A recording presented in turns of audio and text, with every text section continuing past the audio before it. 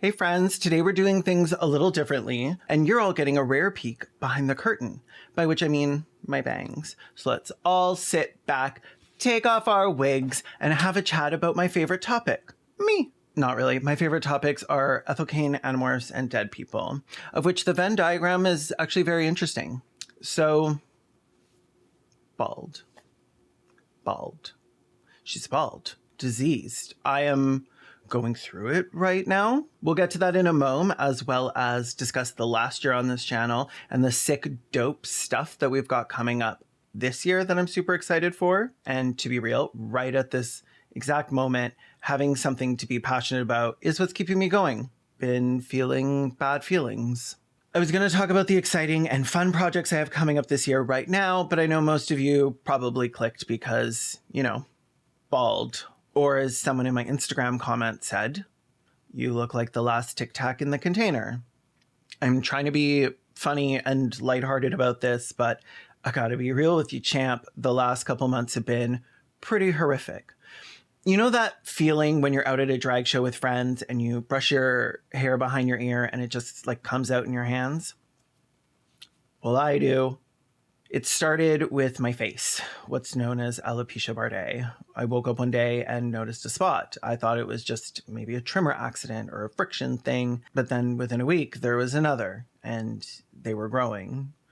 I spoke to a physician who warned me that it was progressing unusually fast for what it was. Alopecia areata. Alopecia areata is an autoimmune disease that causes patchy hair loss anywhere on your body, but it most commonly affects the hair on your head, your scalp. Alopecia is just a term for hair loss or baldness, and areata means it occurs in small random areas. There are a bunch of different kinds, and it depends on where you're losing it on your body, like bardae and areata. What happens is your immune system is attacking your hair follicles because it thinks they're foreign invaders, bacteria, viruses, parasites. So I guess A for effort, but a fail overall. And when this happens, your hair begins to fall out, often in clumps the size and shape of a quarter. The extent of it varies, but in some cases it's just a few spots, and in others it is more significant, including total hair loss. They should usually, again, be the size of a quarter, but my new one was a whole roll of them. The terrifying part to me, though, was that the physician said I would likely lose my hair. My actual hair, not just my facial hair. It may seem silly to people, but losing my hair was an actual nightmare I frequently had. I still do, but now when I wake up, it's, As a non-binary person who has always heavily leaned femme since I was a gay little child, I spent years growing out my hair to combat my extremely demotivating dysphoria, and now just the idea of facing myself in the mirror every day, looking like what my brain perceives as more masculine, I found myself heartbroken. It's been a pretty long time since I went into a depression that deep, and it had not even gotten started yet. Because it did obviously spread. The day I noticed the 4-inch patch missing behind my ear, I sobbed for hours. For years, one of the main things keeping the darkest parts of my dysphoria at bay was that I felt like I had some control. I had some agency over how I presented.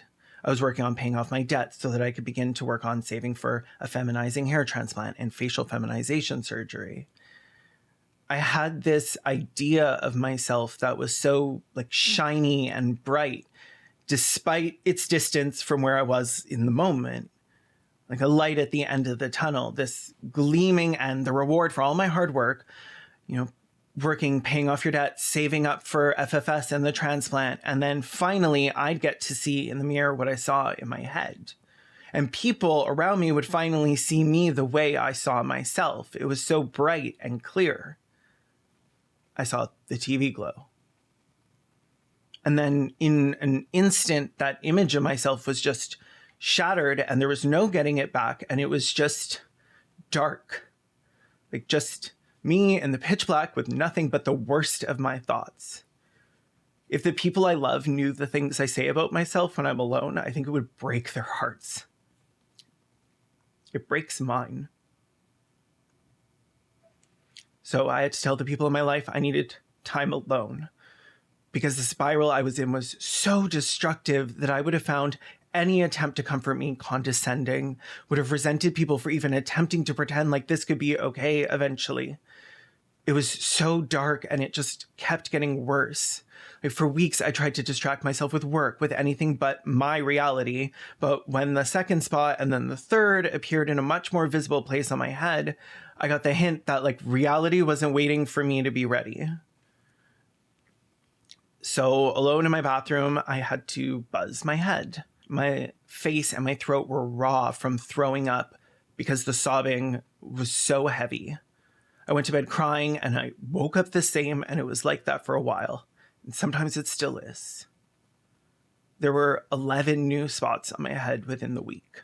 I've had almost a month now to process this, to adjust as much as I can, and to accept that this specific part of my dysphoria is going to be my roommate for the rest of my life. That I do not get a say in this. My body is not in my control.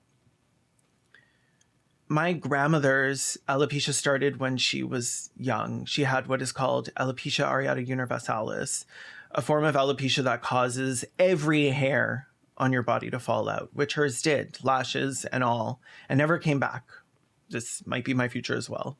Luckily, because it's winter and I'm in Canada, toque means I don't have to endure the stairs while I'm still trying to cope with feeling like I have an extra neon sign flashing above my head, beside all the various slurs. I'm being extremely open and vulnerable about this right now, because if there's one thing I know I need to use this platform for, it's challenging shame, self-hate, and making decisions based on fear. Growing up, I'd been bullied, harassed, assaulted, and bashed to the point that I think until very recently, almost all my decisions were in part motivated by fear and trauma. In fact, I think I let most of my life pass me by because I was terrified. Every decision I made was informed by, if not motivated by, fear, anxiety, and trauma. I've spent my life watching it go by from the sidelines. And after this happened, my instincts were to return to that, to hide. Don't let anyone see you. Retreat back into yourself. Just blow up your life so you never have to look at the faces of the people who love you and see the same disgust you see in your own face in the mirror. I thought, I'll just get someone else to edit my videos. I don't want to look at myself. I'll take some time off the podcast. Maybe we'll go back to audio only. I started instinctually just building this wall around myself, and each brick was built of insecurity and just reinforced with sheer panic. I just wanted to disappear, for everything to just stop. But fear and I aren't friends anymore. I find no comfort in the unending sameness that years of agoraphobia once gave me. I don't want to be afraid of the people I love looking at me because they don't see me the way I see me. And I want to learn to see the person that they see. I want to see my friends in the mirror. For what it's worth, I want that for everyone else too. So I'm not hiding. I'm not doing that again. I'm not okay, but that has to be okay. There's a lot I'm dealing with behind the scenes that none of you probably know about. I get a lot of shit thrown my way in the comments and on social media for not doing more to pass. And I imagine that's only going to get worse. I'm preparing for the worst, and if it doesn't come, and I'm pleasantly surprised, great. And I mean, if all my facial hair falls out, I won't have to delete any more comments from people telling me I need to shave because my presentation gives them dysphoria because I don't pass. Although I expect a lot of, you say you're non-binary, but you're not even trying not to look like a man comments. So due to all of this and some other changes I made in my life, notably giving my Twitter password to a friend to control my account, haven't been on in months myself, partly so I can't see the hateful comments, but mostly so I don't reply to them, I'm trying to divorce myself from as much negativity and nastiness as I possibly can, including my own that was brought out by these platforms. So for all the time I used to spend doom scrolling, I now spend it binding books, playing games, making art, and working on my passion projects, which is what I want to talk about now. I started 2024 so burned out from doing really heavy, intense videos that weighed on my mind and my heart that it sort of took a sharp turn towards mostly making the kinds of videos that made me laugh, the kind of videos I'd watch when I was making dinner or taking a bath. The AFR series is so dear to me for that reason, but it feels pretty clear to me that I've oversaturated my channel with them. And they took up so much of my time that I was barely able to find time to work on the passion projects. I always feel like I have to rush out videos, including the videos that are longer than feature-length films, because YouTube penalizes me if I don't. I can't financially afford to not put out videos, which is why there are months I put out 3 videos as well as working on my podcast, Respect the Dead. But it's entirely unsustainable. I got sciatica from sitting at my desk 14 to 17 hours a day researching, writing, editing, and at one point it got so bad that I was limping, which is wild and unhealthy.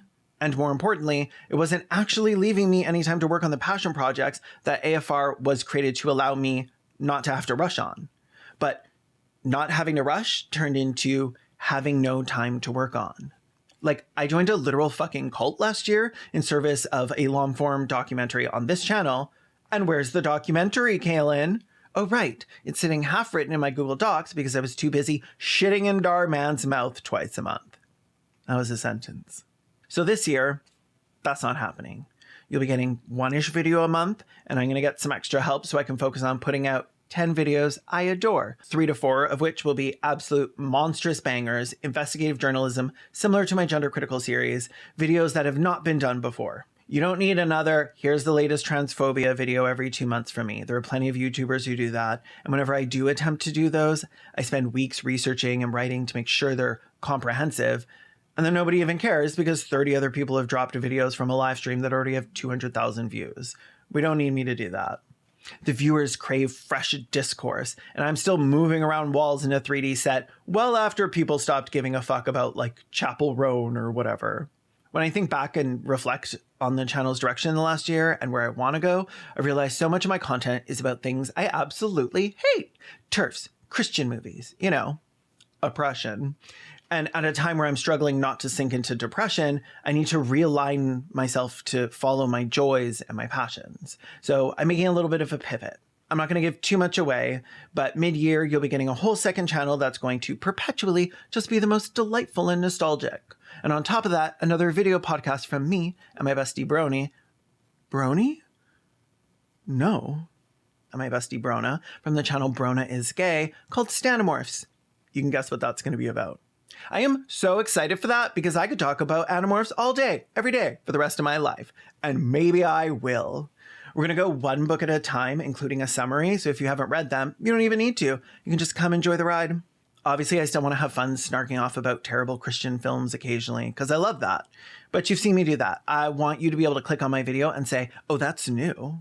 Oh, I've never heard of that before. The next big project is going to be an expose on the very real and extremely dangerous cult I joined. And if they don't murder me, the next big project after that in the summer is going to be just as wild. Later this year, expect an enormous documentary/video from another YouTuber and I. It's going to slap so hard your screen will crack. And then by the end of the year, a classic Queer as in Fuck You Caelan Conrad video about cops and queer centered around the serial killer who hunted gay men around my old apartment while I was living there, and what we did as a community, what we had to do to keep ourselves safe when the police wouldn't. It's been a hard couple months for me, and I imagine that isn't really going to stop anytime soon, so I just want to say I'm doing better. I'm not better, but I'm doing better. To quote Ani DeFranco, I am proud of the fact that I'm worse than I seem. We got a video coming out in a week or two that was so fun to write because I'm bitter. And it's hopefully the only video discussing J.K. Rowling for, let's say, 15 months. Unless she dies, because Respect the Dead will be covering that shit. The next video is a combination of an AFR and a video essay that I've never tried before. So if for some reason you don't have notifications on, fix that. I've cut my video output in half for 2025 to focus on the art of it all and to make things worth making. But that does mean that I'm losing, at minimum, around half of my income, which the new medications I'm on, bringing my monthly total to like $600 to $800 a month out of pocket. That's a hit I don't really want to take, but I burned out so hard last year that it was untenable. I do not have a choice here. So if you've ever considered signing up for my Patreon or upping your monthly, I'd love that. But if you can't, just a little comment, a little share of my video essays, that helps so much. And I'll probably really need it. And if you can't help, Please don't unhelp by replying with suggestions about wigs or treatments or how your mom's hairdresser said alopecia was caused by chemtrails or whatever. I can promise you that they will do nothing but upset me, and I'll likely just hide the accounts commenting that stuff from the channel. I know I'm opening myself up to trolls and transphobes here, giving them the ammunition to use because I'm being vulnerable and exposing my soft underbelly, but it's worth it to be honest with you. I just wanted to make it clear, that I have support. And as long as I feel sometimes I'm not, I have a partner who has never been anything but supportive, and so many dear friends online and in my city who are here for me when things get difficult. But also the love and support that I receive from all of you makes a world of difference to me. Like, I disclosed what was happening to my patrons in December, and I wasn't in a place to reply to the comments, and I think I said that. But I read every single one, and by the end of it, at least in part, the fog of depression lifted enough that I could make my way out of the thickest parts of it. I want to create art that matters, that connects people to each other, and that includes me. But a huge part of that is you. You make a difference to me. Your words are real. I read them. Sometimes that's bad. But on my bad days and my good days, I see the comments and the replies. And even when I feel alone, I can see that I'm not. Oh God, is that like a reverse parasocial relationship? No, it's everyone else who's unhealthy. Anyway, I just wanted to be transparent, and hopefully this will reduce the number of comments on all my future videos from people being like, why are you bald? Or saying that they miss my hair. So do I. I think of it falling out almost every moment of every day, but eventually I hope that won't be true. And when that happens, I don't want all of your gorgeous comments to be sandwiched in between people reminding me of something I've had to grieve the loss of. If you want to say it doesn't look bad or share your experiences with alopecia or dysphoria, feel free. Just be nice to each other in the comments and me. Nice to me specifically. More even. And now, because I don't want to end the video on a bad note, I'm going to give out a couple of awards to my best and worst videos of the year. Best research, what is a woman? No, that's not what it was called. That's Matt Walsh. What isn't a woman? The video on JKR and her Olympic meltdown. Hands down, the research was immaculate because I didn't do it. I got to write that video with my friend, Dr. Celeste Eor, and it was so dope working with them, not least of all because we were discussing the subject of their intensely dense book that covered the exact topic I was discussing. Best AFR, I think it's going to have to be the one with Gay Pete, no question. I still walk around my house going, vote for me, Ellen DeGeneres. Wait, was that his? Vote for me, Ellen DeGeneres, for no reason. Biggest passion project that I'm proud of was 100% Queers for Palestine. Chapel Rome was right. I wrote that over a month with my boyfriend, and getting to share something I was so passionate about with someone I'm so passionate about is such an amazing privilege to have in life. Like, I got to have so much fun with it, and I fucking love whenever the judge and Stenny have a reason to come back. And the sets were so much fun to make. I got to make a little jukebox. Jukebox? Floptina Award. Honestly, one of my most bitter flops was Gays Watch Garbage, the Goosebumps edition. YouTube copyright slapped that one to the floor and then stepped on it. Banned it in a bunch of countries. Made me cut out so many of the clips, it barely made sense anymore. And everyone said they didn't get a notification. RIP GWG. You would have loved, like, views.